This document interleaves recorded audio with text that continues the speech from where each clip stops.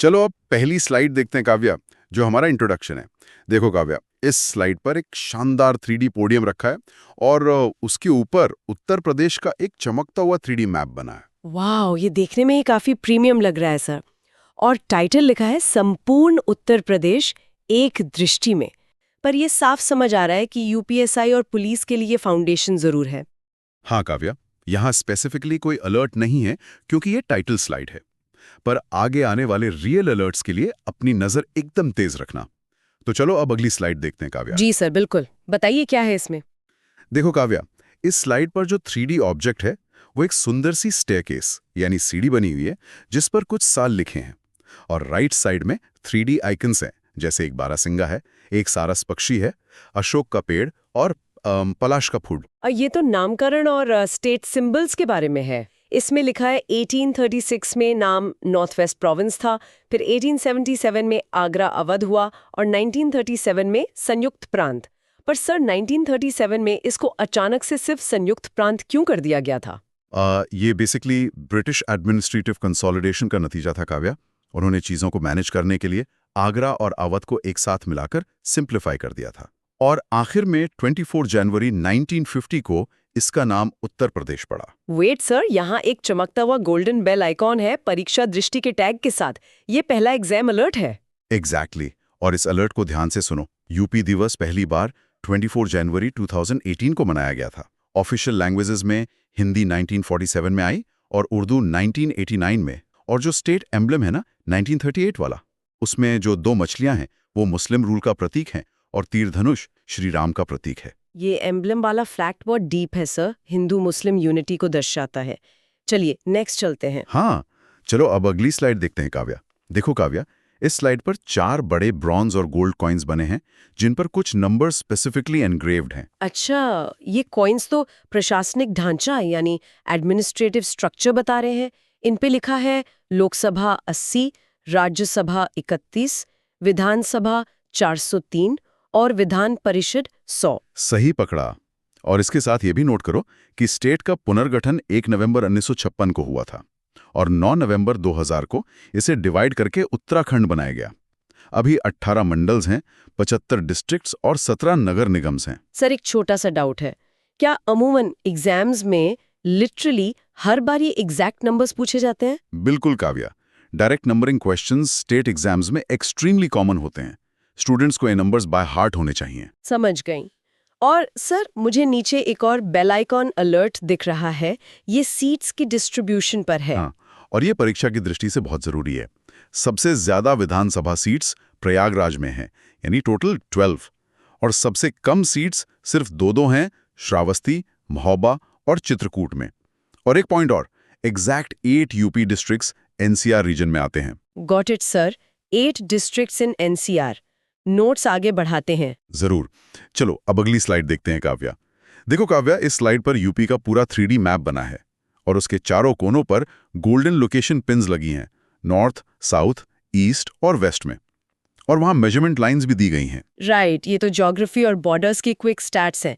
Dimensions लिखे हैं कि ईस्ट से वेस्ट तक 650 किलोमीटर्स है और नॉर्थ से साउथ तक 240 किलोमीटर्स। हाँ, और टोटल एरिया करीब 2,40,928 स्क्वायर किलोमीटर्स हैं, जो कि इंडिया का 7.33% बनता है। एरिया के हिसाब से यूपी 4th रैंक पर है। सबसे बड़ा डिस्ट्रिक्ट लखीमपुर खीरी है और सबसे छोटा हापुड़ है। एक मिनट सर, अगर यूपी 4th रैंक पर है तो टॉप 3 स्टेट्स कौन से होंगे एरिया में? ब्रीफ में बताऊं तो यूपी से पहले राजस्थान, मध्य प्रदेश और महाराष्ट्र आते हैं एरिया के मामले में। अच्छा, ओके। सर यहाँ एक ऑरेंज वार्निंग ट्रायंगल दिख रहा है परीक्षा दृष्टि में। ये बॉर्डर्स के बारे में कुछ अलर्ट कर रहा है? ये वार्निंग बहुत हेविली एम्फेसाइज करने वाली है काव्या। सोनभद्र इकलौता ऐसा डिस्ट्रिक्ट है जो 4 स्टेट्स को टच करता है, एमपी, छत्तीसगढ़, झारखंड और बिहार। दूसरी तरफ सहारनपुर 3 को टच करता है। यूपी का 579 किलोमीटर्स का बॉर्डर नेपाल से लगता है, जिसमें 7 डिस्ट्रिक्ट्स हैं। और एमपी का बॉर्डर सबसे ज्यादा यानी 11 यूपी डिस्ट्रिक्ट्स को टच करता है। बाप रे, सोनभद्र तो प्रैक्टिकली एक बॉर्डर हब बन गया है। बिल्कुल। चलो अब अगली स्लाइड देखते हैं काव्या। देखो काव्या, इस स्लाइड पर 3D फ्लोइंग वाटर रिबन्स बने हुए हैं जिनमें पानी की बूंदें हैं और नीचे की तरफ 3D डैम्स और लेक्स के बहुत छोटे छोटे आइकन्स बने हैं। वाओ, ये विजुअल सच में क्लियर है। प्रमुख बांध और झीलें, नदियों के रूट्स दिख रहे हैं। गंगा बिजनौर से एंटर करके बलिया से एग्जिट करती है, करीब 1450 किलोमीटर्स यूपी में। सही पढ़ रही हो।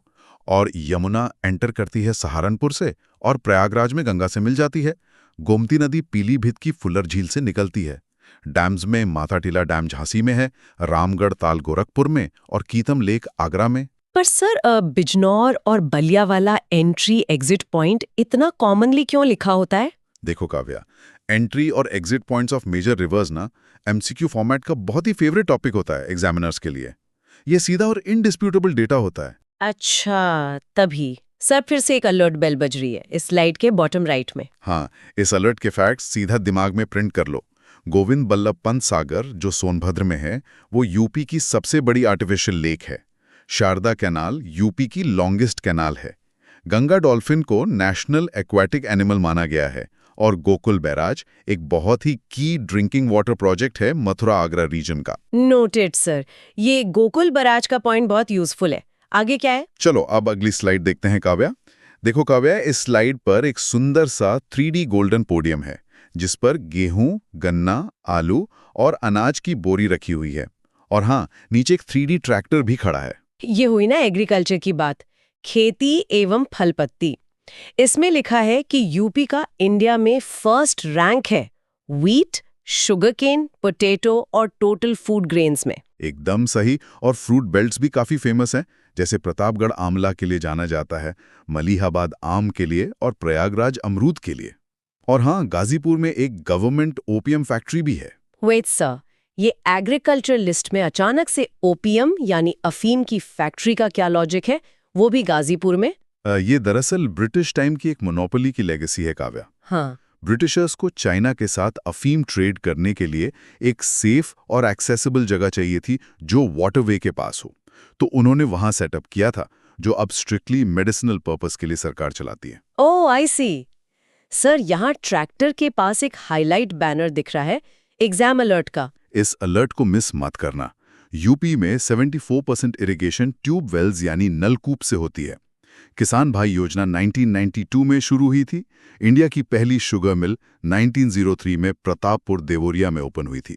और सिद्धार्थनगर का काला नमक राइस बहुत इंपॉर्टेंट ओडीओपी प्रोडक्ट है। काला नमक राइस सुना है मैंने, बहुत यूनिक होता है। ये ओडीओपी क्या कंसेप्ट है सर? चलो अब अगली स्लाइड देखते हैं काव्या, वहां सब क्लियर हो जाएगा। देखो काव्या, इस स्लाइड पर 8 चमकते हुए 3D ग्लास टाइल्स बने हैं और हर टाइल पर एक रियलिस्टिक आइकन बना है, जैसे ताला रखा है, पीतल का बर्तन है, एक जूता है, कालीन और एक डायनामाइट भी है। अच्छा, ये ओडीओपी यानी वन डिस्ट्रिक्ट वन प्रोडक्ट और प्रमुख उद्योग का मैप है।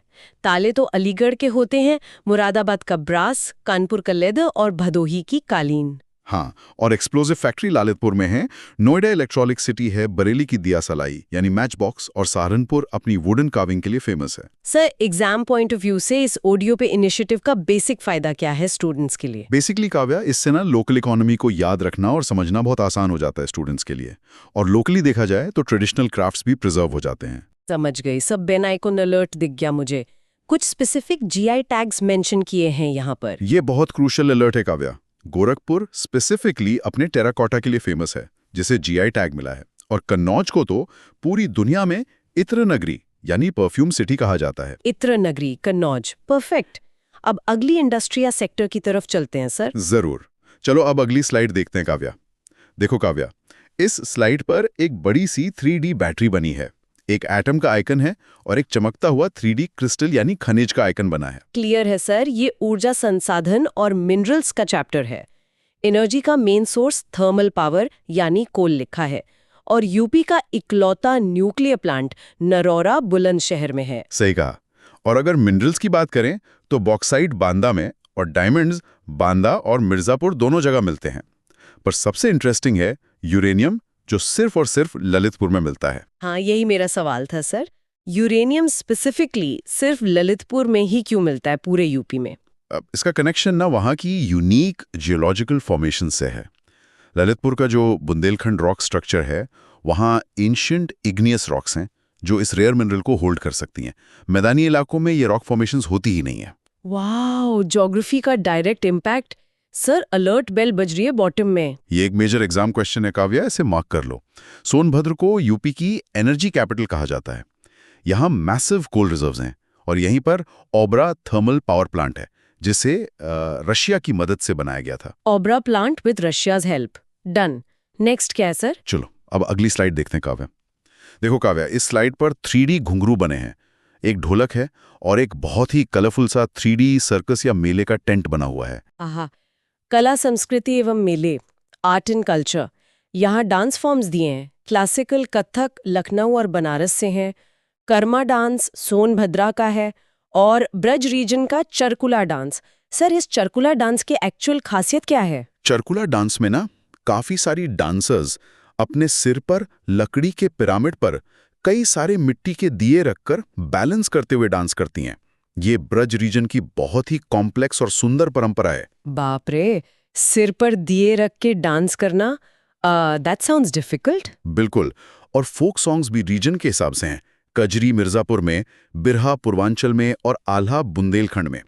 मेले भी बहुत इंपॉर्टेंट हैं, जैसे प्रयागराज का कुंभ, बातेश्वर एनिमल फेयर आगरा में, दादरी एनिमल फेयर बलिया में और बाराबंकी का देवा शरीफ मेला। मेला कल्चर तो बहुत